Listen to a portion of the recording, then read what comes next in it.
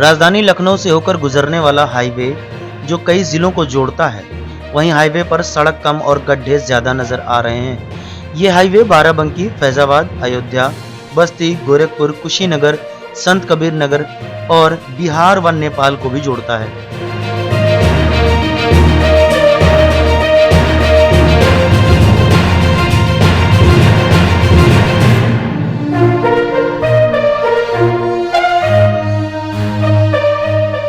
Highway की हालत इस तरीके से खराब है कि सड़क की जगह गड्ढे गड्ढे नजर आते हैं।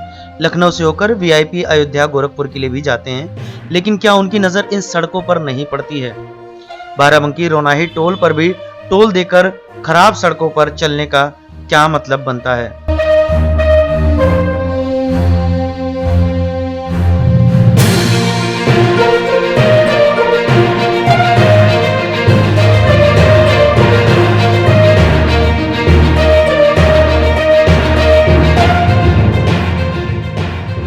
अवधनामा में शाये खबरें और मज़ामीन को मुकम्मल तौर पर पढ़ने के लिए www.awadhnama.com पर विजिट